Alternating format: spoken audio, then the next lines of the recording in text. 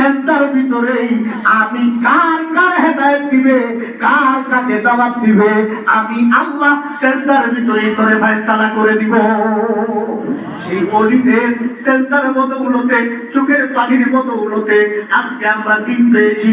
আজকে সেই দিন পাওয়ার পরে আজকে আমরা দিনকে ছেড়ে দিয়েছি। দিন আমাদের কাছে নাই, দিন আমাদের কাছে নাই। কোটি টাকা কামানোর জন্য পাগল।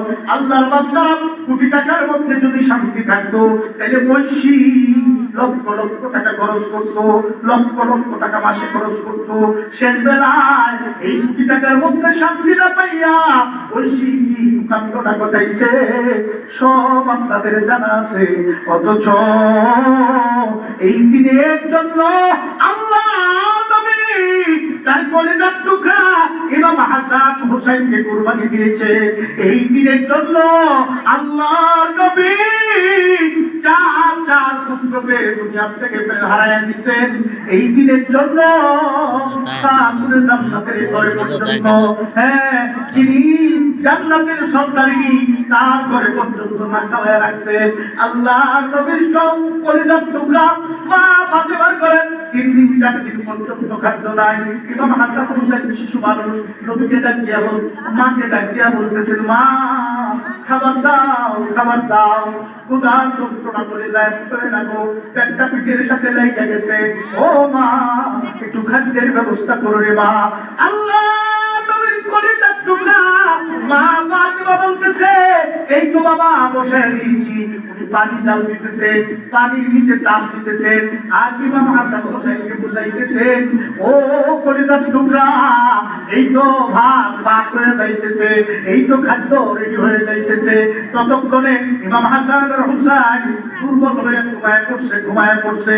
খাতুনে জান্নাত রাতে অন্ধকারে তাহাজ্জুদে পড়ে আল্লাহকে ডাক দিয়ে কয়, আল্লাহ উপবাস রাখো, আমারে রাখো, আমার সন্তানদের জন্য একটা ফয়সালা করো। খবর বুঝতে বুঝতে নবীজির কান বাড়তে যায়, খবর পৌঁছে গেছে। আল্লাহর নবী ফজরের নামাজে ইমামতি করার পরে একজন সাহাবীকে ডাক দিয়ে বলতেছেন, পয়গম্বর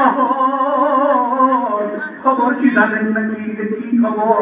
সে খবর হইল আপনার কলিজার টুকরা ফাতেমা রাদিয়াল্লাহু আনহা করে আজকে 3 দিন ধরে খাবার নাই।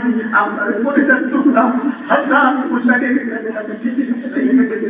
মাকে শুধু বলে, মা খাবার দাও, মা 3 দিন ধরে পানির নিচে জানলে আর সন্তানদেরকে বুঝতে একটু খাবার হয়ে গেছে, একটু খাবার হয়ে গেছে।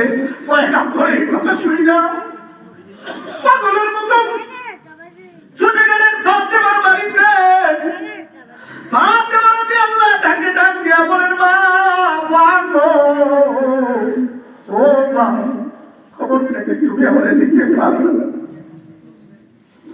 ডাক দিয়া যখন ফাতেমারে ডাকি নানার কণ্ঠের আওয়াজ শুই না, ইমাম হাসান আর হুসাইন 2 ভাই পাখির মতো পাগলের মতো দাদা দাদের কাছে আসলে এইটা বলেন, দাদা গো দেখো পেটটা পিঠের সাথে লেগে গেছে, আজকে 4 দিন ধরে খাই না।